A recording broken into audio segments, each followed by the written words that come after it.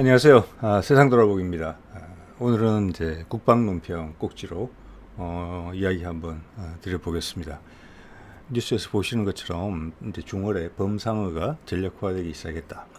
그런 소식을 접하고 이거에 대한 이제 내용을 한번 다뤄보자 해서 자료를 찾던 중에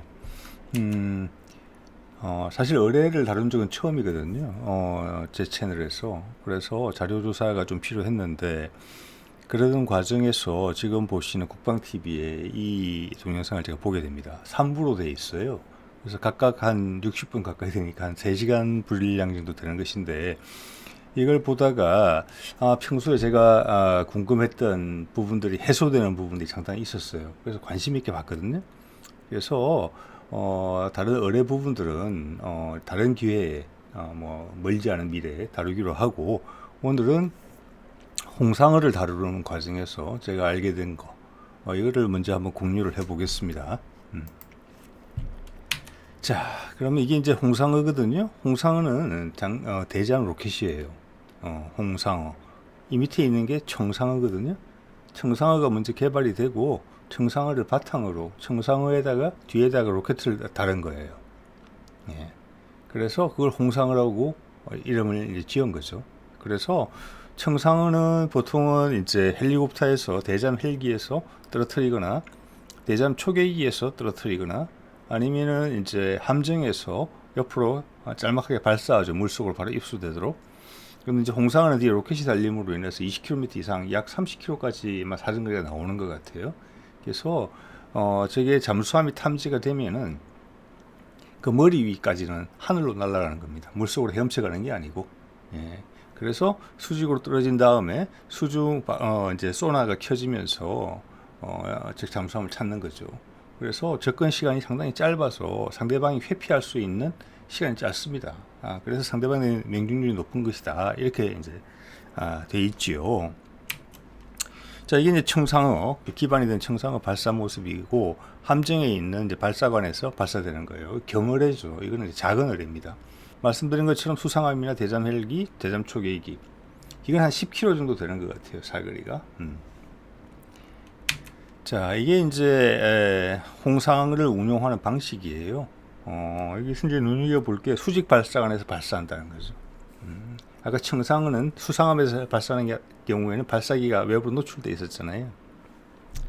그래서 홍상어는 다른 미사일도 사용할 수 있는 수직 발사관, 한국형 수직 발사관에서 수직으로 발사를 하고 올라간 다음 360도 원하는 방향으로 방향을 튼 다음에 일단 날아갑니다. 날아가서 뒤에 로켓가 분리가 되고 상공에서, 즉 잠수함이 있을 것으로 예상되는 그 상공에서 낙하산이 펴지면서 수직으로 물속으로 잠수를 하게 돼요.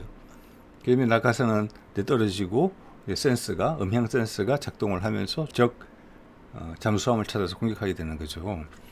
이게 이제 세계에서 이런 식으로 로켓으로 발진하는 경어뢰를 가진 경우는 두 나라밖에 없어요. 우리하고 미국. 미국은 아스록이라고 있죠. 그걸 기반으로 해서 그 컨셉을 바탕으로 우리가 직접 개발한 거예요. 컨셉은 우리가 빌려왔지만 내용은 다릅니다. 우리의 명중률이 더 뛰어난 것으로 되어 있어요. 예. 우리가 더 정확하게 상대방의 잠수함의 머리 꼭지 위에서 딱 떨어뜨릴 수가 있어요. 그래서 상대방이 잠수함이 회피할 수 있는 시간을 최소화시킵니다. 예. 그래서 명중률이 더 좋다고 지금 알려져 있어서 우리 해군에서도 뭐 명품 무기라고 불리는 것 같아요. 물론 가격도 미제에 비해서 뭐 절반 정도라고 알려져 있습니다. 그래서 홍상어가, 이전까지는 청상어가 2005년도에 나왔는데, 홍상어가 이제 개발되게 된 이유는, 목적은 뭐냐면은 우리 함정에 장착되는 뭐 소나, 특히 예인 소나 같은 게 이제 일반화되고 품질이 이제 고성능화되면서 적의 잠수함을 이전보다 훨씬 먼 거리에서 찾을 수 있게 된 거예요. 그래서 청상으로 그 잠수함들을 공격하려면 사거리가 제한이 있으니까 함정이 그까지 다가가야 됩니다. 그러면 그 시간 동안 상대방이 회피할 수도 있겠죠. 사라질 수도 있고. 또 원자력 추진 잠수함 같은 경우는 빠르니까 도망갈 수도 있습니다. 예. 그래서 먼 거리에서 잠수함을 발견하자마자 타격할 필요가 생겼고, 거기에 맞춰서 나온 게 이겁니다. 홍상어. 자, 그럼 홍상어의 사거리가 30km라고 봤을 때 우리가 여기서 느낄 수 있는 거는 뭐냐면, 홍상어가 개발되던 2010년 그 앞뒤로 해서 우리 소나가 예를 들어서 구축함이 적의 잠수함을 찾을 수 있는 거리가 30km 정도에 달하지 않을까 이렇게 거꾸로 역추적해 볼 수도 있어요. 자, 그래서 이게 이제 홍상어의 운용 방식이고, 처음에는 청상어가 이게 이미 개발돼 있었고, 또 로켓에 대한 부분도 우리가 어느 정도 국산화가 된 부분이 있어서 개발진들이 좀 쉽게 접근했다고 해요. 그런데 이게 공기 중을 나르는 미사일이 물속까지 같이 움직여야 되는 두 가지 전혀 다른 환경에서 운용하는 부분이 이제 크게 부각이 된 거예요. 거기서 많은 시행착오가 있었다고 합니다. 특히 날아가던 미사일, 여기서 의뢰가 되겠죠. 의뢰가 입수를 하는 과정에 있어서 그 충격, 그리고 입수 각도가 청상어에서는 비스듬하게 물속으로 잠수를 했는데 여기서 수직으로 낙하를 하면서 여러 가지 문제가 발생을 해요. 그래서 제가 여러 가지 그런 부분들을 좀 재밌게 봤던 겁니다. 조금 이따 말씀드리도록 하겠습니다. 제가 금방 언급했던 부분들에 대해서는. 자, 이게 뭐 이름에 대한 이야기들이 좀 있죠. 우리가 제일 먼저 개발한 어뢰는 백상으로 불려요. 지금 그림 속에 나와 있는 건데, 이게 그때 아마 우리가 본격적인 최초로 이제 독일에서 잠수함을 도입하고 이후 국산화하기 전에 그때가 209급이었을 거예요. 이미 그 전에 우리가 이미 국산 잠수정이 있었어요. 그래서 그 잠수정에 쏠 어뢰를 미국으로부터 살려고 했는데 미국이 판매를 아마 안 했을 거예요. 그래서 이제 부득이 우리가 이제 독일 기술을 바탕으로 해서 국산화를 처음 시도한 게 이 지금 보시는 어뢰예요. 이름이 백상어인데, 왜 백상어냐? 처음에는 왜 상어냐부터 해야 되겠네요. 그때 이게 나름대로 극비 과제라서 이걸 어뢰라고 부르지를 못한 거죠. 예전에 그 우리 탱크 전차 있잖아요. 1차 세계대전 때 그것도 탱크라는 이름이 붙은 게, 탱크라는 게 원래는 뭐 유조 탱크 뭘 보관하는 장소잖아요. 그런데 그것도 암호였던 거죠. 상대방이 헷갈리게 탱크라는 명칭을 암호로 불렀는데 그게 나중에는 그냥 자기 이름이 돼버린 거죠. 상어도 그런 거예요. 어뢰를 상어라고 불렀던 거죠. 나중에 이제 이름을 지으려다 보니까, 진짜 이름을 지으려다 보니까 그냥 백상아리가 있으니까 백상어라고 이름을 지었다고 합니다. 그 다음 이제 두 번째가 경어뢰인 청상어를 개발하게 됐는데, 이거는 청상어라는 또 어종이 또 있으니까 청자를 붙인 거예요. 하얀색에서 파란색으로 온 거죠. 그리고 세 번째, 청상어를 바탕으로 홍상어를 개발하게 된 건데, 여기서는 상어는 상어인데 홍상어라는 어종은 없다고 해요. 그냥 하얀색, 파란색, 붉은색 이 조화가 괜찮은 것 같아서 홍상어라는 이름이 붙었다고 합니다. 예담으로 알고 계시면 될 것 같습니다. 자, 그럼 여기서 이제 제가 다음 장부터는 제가 재미있게 평소에 궁금했던 부분들이 해소되는 부분, 그런 부분은 뭐냐면 우리가 기존에 알고 있는 다른 무기 체계하고 연관이 되는 부분이죠. 그런 부분들을 알게 되면은 전체적으로 이해의 폭이 넓어지면서 다른 무기 체계를 좀 쉽게 이해를 하게 되고, 우리가 기술 개발을 어떻게 해왔구나, 얼개가, 그리고 전력 운용을 이렇게 하겠구나 앞으로, 이런 것들에 대해서 탁 함축적으로 나한테 알려주는 거, 그런 것들이 이제 관심 있는 것들이죠. 자, 그 중에 하나가 첫 번째 이제 말씀드릴 부분이 이거예요. 원래 청상어 경어뢰는 지금 이게 그 모습이죠. 보면 앞에 탐지부, 즉 저기는 소나가 들어있겠죠. 보자, 최근에 다뤘던 그 공대공 미사일 이야기로 하면은 탐색기죠, 탐색기.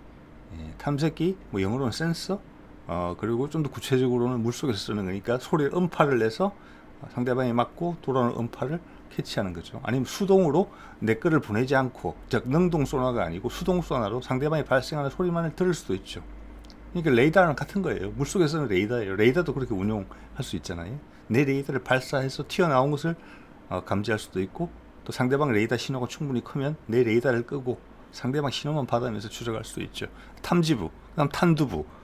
이 청상어 같은 경우는 탄두가 뭐 한 300kg 정도 되는 것 같아요. 상당히 뭐 많죠, 어떻게 보면. 그 다음 대부분이 전지예요. 물속에 동력을 제공하는 건전지가 들어있는 건데 앞에. 그 다음 이제 뒤에는 모터하고 뭐 프로펠러 같은 게 있겠죠. 그 전지를 활용해서 돌려야 되는 거니까. 그래서 청상어에서는 여기가 전지가 해수 알루미늄 산화은이라는 걸 썼대요. 그래서 이거는 뭐냐면은 우리 그냥 배터리 생각하시면 될 것 같아요. 상식적인 선에서 이해를 해보자면은 배터리가 있죠. 배터리에는 경막들이 있잖아요. 예. 그 안에 전해질들, 수용액이 있어서 이 왔다 갔다 하면서 전기를 만들잖아요. 그런데 이거는 보관을 오래 해야 되는 거잖아요. 그래서 전해질 상태로 놔둘 수가 없는 거죠. 그래서 분말 형태로 돼 있대요. 안에 있는 전해질이. 그게 아마 알루미늄 산화은인 것 같고 가루 상태로 있는 거죠. 그러니까 비활성화되어 있는 거죠. 근데 이게 이제 물속으로 쏙 들어가게 되면은 이 청상어뢰가 그 해수가 유입이 된다고. 우리 해수는 바닷물이라는 뜻입니다. 바닷물이 유입이 되면서 그 전해질이 녹는 거예요. 바닷물 속에서. 네. 그러면서 그때는 이제 뭐랄까 건전지 배터리로서 활동을 하면서 전력을 생산하는 그런 구조로 돼 있었거든요. 근데 이게 그대로 적용을 해서 홍상어에도 사용했는데 결국에는 문제를 일으켜서 이걸 포기하게 됩니다. 그 이유는 뭐냐면 청상어일 때는 경사 각도를 가지고 이렇게 쇠수면으로 들어가요. 그래서 탁 들어가면 안에 발생하는 기체가 빠져나갈 수 있는 시간적 여유가 있는데 이걸 홍상어처럼 로켓에서 수직으로 떨어뜨리다 보니까 발생하는 기체가 밖으로 빠져나갈 시간이 없어서 공기가 차는 거예요, 안에서. 그러면 어떻게 되겠습니까? 전해질이 물에 녹는데 이게 순환이 잘 안 되는 거예요. 그래서 문제가 생겨서 그걸 포기를 하게 됩니다. 그리고 이제 그 대안으로서 이제 고민 끝에 등장한 것이 당시 우리가 이제 배터리를 잘 만들기 시작할 때죠. 지금은 뭐 세계에서 제일 잘 만들죠. 배터리를. 그때 이제 업체 제안으로 리튬이온 배터리를 세계 최초로 제공하게 됩니다. 어뢰에다가. 그래서 그게 아주 성공적이 돼서 파워 같은 질량이면은 같은 부피에 같은 무게면은 산화은 배터리보다 리튬이온 배터리가 파워가 훨씬 더 많이 나옵니다.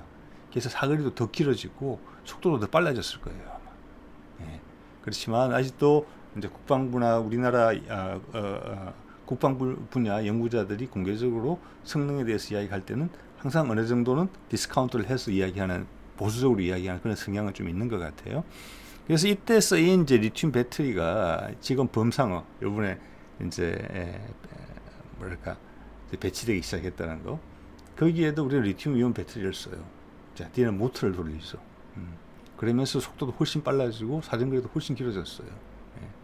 대신 거기에 준하는 유사한 유형의 외국의 뭐 예를 들어서 일본이나 미국 쪽의 어뢰들은 뒤에 터빈 엔진을 쓰고 있더라고요. 보니까 최대한 소음을 감소시키려고 노력을 했겠지만 전기 모터보다 소음이 적지는 못할 거라고 생각이 들어요. 자, 그것은 우리가 배터리 강국이기 때문에 가능한 일이죠. 여러분 집에 있는 세탁기들도 요즘 뭐 5년, 10년 보장이죠. 고장 안 나죠. 소음도 안 나고 진동도 없고 그겁니다. 그런 것들이 들어갔고 그거를 지금 범상어에도 적용을 하고 있다. 상당히 높은 수준의 이온 배터리, 아마 폭발에 대한 걱정이 가장 많았던 것 같아요. 우리 가끔 휴대폰도 터지잖아요. 그거 하고 이제 정숙성이 엄청나게 향상된 것으로 그렇게 알려지고 있습니다. 그래서 그게 처음 적용된 게 이 홍상어를 만들 때 그런 문제점 때문에 그랬던 거예요. 물속에 입수하는 각도가 90도가 되다 보니까 해수는 들어갔는데 발생하는 가스가 셀 틈이 없이 그대로 물에 들어가는 거죠. 그래서 배터리가 작동을 잘 못해서 전기가 발생이 안 되는 거죠. 자, 그런 문제점을 해결하고자 나왔던 게 처음 적용이고 그게 이제 계속 성과가 좋아서 지금은 기존의 청상어도 이 배터리로 다 교체를 했다고 합니다. 만족스럽다는 거죠. 군에서도. 자, 이런 부분도 재미있는 거고 우리나라 산업의 전반적인 강점을 가진 산업 분야하고 연관이 있다. 다른 나라가 전부 다 그렇게 할 수 있는 건 아니다. 방산 강국들이라고 하더라도 이 점이 포인트인 것 같습니다. 자, 그 다음은 이것도 제가 이건 몇 번 다룬 건데 그래서 이게 아마 저한테 상당히 또 관심이 있었어요. 이게 아시다시피 이게 지금 수직 발사관입니다. 한국형 수직 발사관. 그런 MK42를 본뜻은 맞는 거죠. 우리가 국산화 시킨 건데 이때 홍상어를 개발하면서 본을 본 것이 미국의 아스트록이기 때문에 아스트록은 수직 발사관에서 발사를 하거든요. 그러면서 우리도 수직 발사관을 만들자 그러면 이렇게 됐던 것 같아요. 홍상어를 하면서. 그래서 미국에 이 공장에 견학을 갔다고 해요. 로키드 마틴에. 그래서 로키드 마틴은 이 사람들이 이걸 만들 수 있다고는 전혀 예상을 못했기 때문에 이걸 판촉하는 기회로 삼은 거예요. 네, 이 기회를. 그래서 뭐 설명도 잘 해주고 공장 견학도 시켜주고 그랬대요. 그래서 우리 연구진이 공장에서 견학을 했는데 로키드 마틴에서 제공하는 가격이 너무 높았대요. 사겠다 그랬더니 그래서 깎고 그런 가격이 우리나라가 개발하고자 염두에 두고 있었던 책정해뒀던 예산의 개발비의 10배였다고 합니다.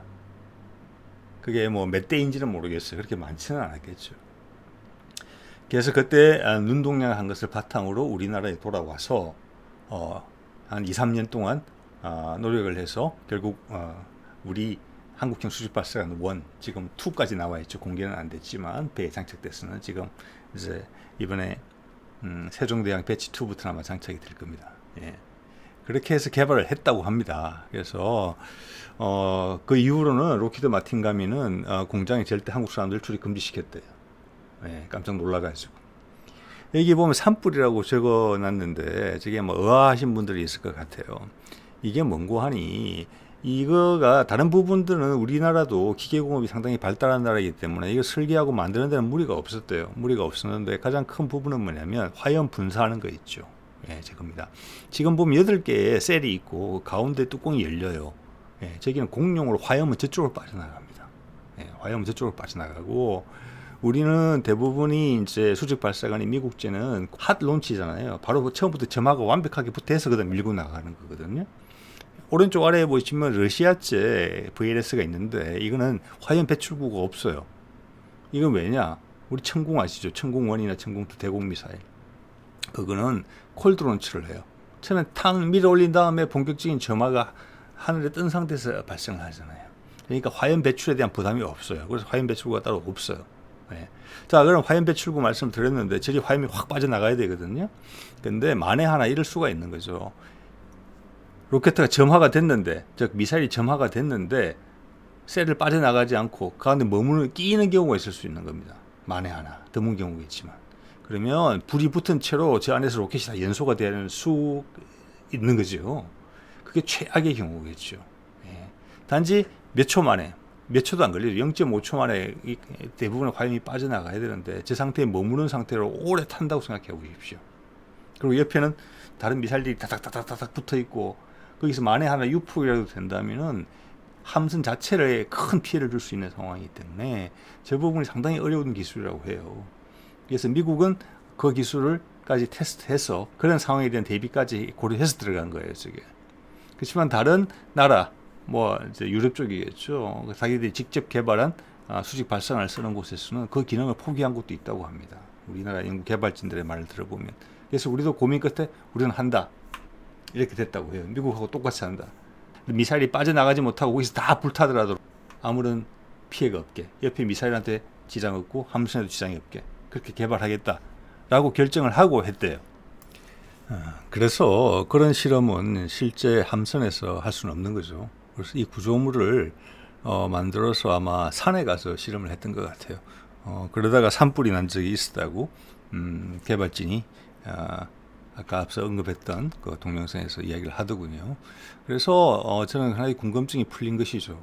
홍상어 때문에 우리나라가 지금 수직 발사관 체계를 가질 수 있게 됐구나. 몇 나라 안 되거든요. 수직 발사관 체계를 갖고 있는 나라가.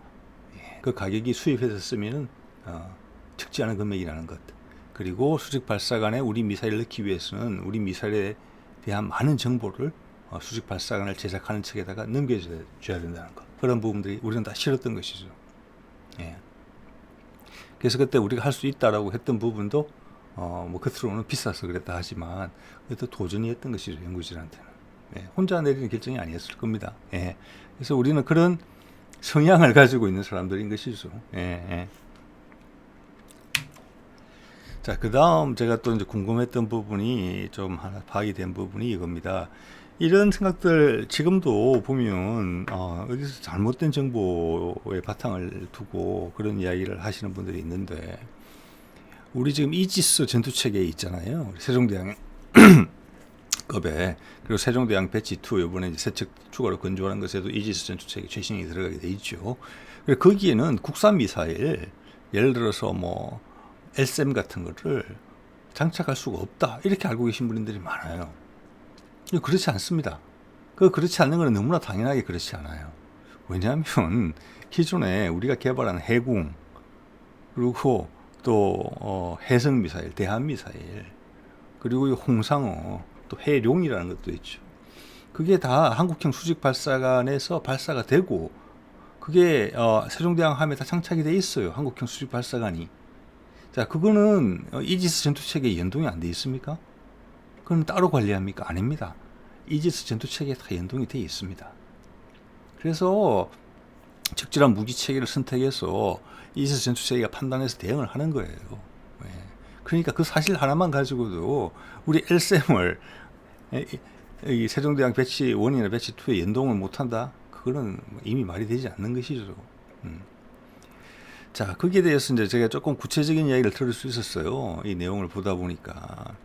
자, 이지스 전투체계가 이게 몇십만 줄 된대요. 그거 이제 그 소프트웨어 코드가. 그 중에 우리가 이제 홍상어를 연동시키려니까 그 신설을 줬어야 되잖아요. 그죠? 네, 지금 LSM 경우랑 똑같은 거죠. 단지 소스 코드 몇 줄 정도 들어가니까 되더라는 거예요. 실제적으로 하는 것은 통합을 하는 데 있어서 물론 단순화시켜서 한 말씀이겠죠. 그리고 우리 미사일 즉 홍상어를 관리하는 콘솔이라고 있습니다. 이렇게 모니터 하나 달려 있고 앞에 그 뭐랄까 관리 담당하는 병사가 해군 병사가 앉는 그런 구조예요. 뭐 오락실에 있는 오락기 같은 거죠. 그렇게 해서 끝난 거예요. 돈은 상당히 많이 지불했다고 해요. 얼마인지까지는 이야기를 안 했습니다. 그래서 그 비용이 상당히 부담스러웠는데 사실 내용은 별거 아닌 것 같은데 어쨌거나 연동을 했다. 그러면서 후속으로 우리가 다른 미사일들을 연동을 했었어야 될 거 아니에요. 이지스 전투체계에. 그러면 소스 코드가 들어가고 콘솔을 설치하는 것으로 끝이 나는데 계속 비용을 2중 3중으로 지불해야 되니까 제가 소프트웨어적으로 그게 어떤 시기의 설명인지는 모르겠습니다만은 기존에 홍상어의 후속 우리 국산 미사일들은 홍상어에 연동이 됐다고 해요. 홍상어 쪽으로. 그래서 추가 비용을 상당 부분 줄이면서 추가 미사일들은 홍상어 꼭지로 달 수 있었다. 이렇게 설명을 하시더라고요. 자, 그런 면에서 봤을 때 다시 한번 말씀드리지만 우리 국산 미사일을 이미 이지스 체계에 연동해서 쓰고 있고 이지스에게는 하나의 어떻게 보면 구축함의 브레인이잖아요. 상황 인식, 레이더나 각종 센서를 통해 인식하고 가장 적절한 무기 체계를 선정해서 발사하죠. 예를 들어서 이제 우리 세종대왕 배치 2에도 해군 미사일이 들어갈 겁니다. 근접 방어 미사일로 램을 쓰지 않고 그럼 해군이 그 일을 대신 해줘야 돼요. 그럼 해군의 적절한 사거리, 해군의 특성에 대한 정보가 들어가야 되겠죠. 그래서 해군에서는 그리고 생산 업체에서는 그런 정보를 어떻게 최소화하면서도 잘 연동이 될 수 있게 하는 고민을 하고 있는 말씀을 내가 들었거든요. 그런 겁니다. 그래서 어렵지 않습니다. 자, 그것도 뭐 이제 마지막 이야기예요. 이번 세종 배치 2를 끝내고 나면은 이미 국산 전투체계 개발이 됐고 KDDX나 신형 호위함들에서 우리 한국 국산 체계를 우리가 개발한 국산 체계를 직접 쓸 것이기 때문에 이제는 뭐 외국 체계와 연동 뭐 가능 불가능 이런 이야기는 이제 더 이상 나올 것도 없기도 할 것 같네요. 네. 자, 그런 부분에 대해서 한 번 더 확인을 했고 그게 홍상어가 첫 발을 내디뎠구나. 이지스 전투체계에 연동하는 거. 자, 거기서도 우리 후속 국산 미사일들의 부담을 덜어주기 위해서 많은 노력들이 있었구나. 이거는 국가가 주도하는 연구 개발이기 때문에 가능했을 것 같아요. 예를 들어서 만약 그 민간 주도로 돼 있어서 홍상어는 회사 A, 그 다음 다른 미사일 해궁은 다른 미사일들은 또 회사 B, 또 회사 C 이런 식으로 했으면 매번 할 때마다 비용을 다 지불했었어야 되겠죠. 근데 주 계약자가 뭐 우리 정부로 돼 있기 때문에 그런 부분에서 혜택이 있지 않나 그런 생각을 해보게 됩니다. 자, 그리고 또 하나는 이겁니다. 이게 제트 베인이라는 건데 이게 좀 낯설으실 텐데 이게 어디냐면은 미사일에 뒤에 로켓에 분사 노즐 끝이에요. 이게 지금 뭐냐면 수직 발사관에서 발사를 하니까 빵 올라간 다음에 방향을 틀어야 되잖아요. 방향을 트는데 화염이 나오는 부분을 화염을 조정하는 겁니다. 이 네 개가 움직이면서 그래서 방향을 바꿔주는 거죠. 그래서 이게 처음으로 이때 우리가 시도가 된 거예요. 그래서 여기서는 이 온도가 한 3000도씨 정도까지 올라간대요. 뭐 엄청나게 뭐 사정거리가 30km니까 뭐 1시간씩 2시간씩 타는 건 아니겠지만 그걸 견디는 소재를 개발하는 게 쉽지가 않았다고 합니다. 그리고 이렇게 이런 고온을 견디는 소재는 외국에서는 강력한 수출 규제 품목에 들어있을 때 군사용품이라서. 그래서 그런 부분이 좀 어렵고 저걸 조정하는 특성을 이해하는 부분에 있어서 또 많은 시행착오가 있었다 이런 얘기를 해요. 자, 저때 저런 기술들이 접수가 됐기 때문에 향후 우리가 그 이후에 우리가 수많은 미사일들을 뭐 로켓도 개발하고 하잖아요. 거기에 다 어떻게 보면은 다 초석이 된 것들이죠. 디딤돌이. 지금 나오는 미사일들은 똑같지는 않겠지만 이거하고 또 약간 다른 방식을 쓸 수도 있겠지만 이때 경험은 아주 소중하게 사용되고 있겠지요. 우리 지금 공대공 미사일도 여러 개 또 개발해야 되잖아요. 여기서 소재와 어떤 시행착오라는 부분, 방향을 바꾸는 데 있어서 지금 뭐 천공 1, 2 이런 경우는 척추력기를 사용해서 바꾸죠. 이렇게. 예. 그래서 이런 것 같은 경우는 제가 봐서는 공대공 미사일에 좀 적절한 케이스인 것 같아요. 천공 같은 경우는 발사한 다음에는 거의 공중에서의 유동이 없는 상태고 거의 머무는 상태에서 방향을 바꿔야 되는 거란 말이에요. 그래서 척추력기를 부득이 쓸 수밖에 없는 것이지만 공대공 미사일 같은 경우는 이미 가속 속도가 많이 붙어 있는 상태이기 때문에 이런 방식으로 급격한 방향 전환을 할 수 있겠다. 그래서 이것도 그 트러스 팩터링 컨트롤 TVC의 일종이다 이렇게 볼 수 있을 것 같아요. 물론 비행기는 이런 방식을 쓰지 않죠. 예. 자, 그리고 또 하나 제가 아주 재미있게 들었던 것은 그리고 다른 분야에 다 응용될 수 있는 거는 지금 우리가 이제 LCM 같은 경우는 대탄도탄 유도탄 같은 경우는 단분리가 돼야 되죠. 예, 1단이 떨어져 나가고 밖에 직격 충돌체만 날아가야 되는 거죠. 그리고 우리가 뭐 현무 2C 이후부터는 단분리가 되는 유도탄이죠. 그리고 뭐 당연히 인공위성을 쏠 때도 단분리가 되죠. 홍상어도 여기서 단분리를 아마 상당히 처음 시도한 그런 부분인 것 같아요. 예. 그래서 거기에 대한 설명이 있었는데 상당히 저는 신기했습니다. 이게 지금 다 그림이 없어서 설명을 말로서만 해야 되는데 일단 해보겠습니다. 자, 홍상어는 사거리가 30km예요. 이제 최대 30km죠. 근데 저게 잠수함이 10km에 있다. 예. 그러면 10km 정도 날아가서 떨어져야 되잖아요. 예. 그러면 사거리를 어떻게 조정하느냐? 그거는 단분리를 통해서 조정한다. 즉 가까운 곳에 있는 경우는 로켓가 다 타기 전에 단분리를 빨리 실시하고 멀리 있는 경우는 단분리를 좀 더 늦게 하고 이 차이예요. 자, 단분리를 어떻게 하느냐? 핵심은 여기가 어떻게 제가 점선으로 친 부분을 분리를 한다는 것인데 이 핵심은 일단은 폭발 볼트예요. 폭발 볼트 처음 들어보신 분도 계실 거예요. 저도 어디선가 한번 들어봤던 건데 이번에 좀 더 확실하게 이야기 됐습니다. 볼트 안에 양쪽으로 두 개를 체결되어 있을 거잖아요. 앞에 의뢰하고 뒤에 로켓하고 볼트가 있는데 안에 화약이 들어있습니다. 그래서 지정을 받은 시기에 그 볼트 자체가 폭발하면서 딱 쪼개지는 겁니다. 이렇게. 이해되시죠? 그럼 앞뒤 1, 2등분이 됐죠. 네. 자, 그러면 그 다음에 어떻게 되느냐? 쪼개지면 안에 스프링으로 눌려있던 부분이 튀어나옵니다. 그러면서 로켓의 전방에 있던 부분에 배기 노즐 같은 게 개방이 되게 돼요. 볼트가 분리가 됨으로써. 자, 그럼 여태까지는 로켓은 뒤로만 분사를 했죠. 그런데 이 새롭게 오픈된, 새롭게 열리게 된 배기 노즐은 방향이 전방을 향하고 있어요. 날아가는 방향으로. 그리고 새로운 구멍이 열렸기 때문에 배기가스가 그쪽으로 나오는 겁니다. 로켓 화염이. 즉 역출력이 되는 거예요. 그래서 속도를 급격하게 줄이는 겁니다. 그래서 분리된 로켓가 앞에 의뢰를 칠 가능성도 없고 속도도 바로 딱 줄일 수 있는 거예요. 자, 그게 아마 다른 똑같은 방법은 아니겠지만 단분리가 필요한 아까 말씀드린 대로 LSM의 대탄도탄 유도탄이나 우리 누리호 같은 거 단분리할 때 폭약이 들어간다는 것은 알고 계실 분들이 많이 있을 겁니다. 그 페어링을 분리하거나 그럴 때도. 그래서 상당히 기계공학적으로 흥미로웠다. 그런 원리로 인해서 다른 유사한 단분리가 필요한 미사일 또는 탄도탄들도 그렇게 하겠구나. 이런 생각이 좀 들었지요. 자, 길어지네요.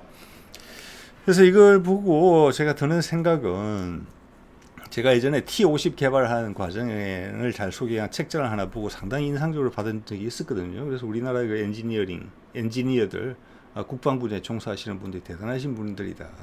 단지 열심히 한 달을 뛰어넘은 어떤 자존심, 애살. 이거는 국가적인 문제잖아요. 내가 지금 여건도 안 좋고 아는 것도 없고 경험도 별로 없지만 이 반드시 해내야 돼. 해낼 수 있어. 라는 우리 한국 사람들의 애살과 그 자존심. 절대 너희들이 안 돼. 너희들은 못해. 예? 막 비웃는 거.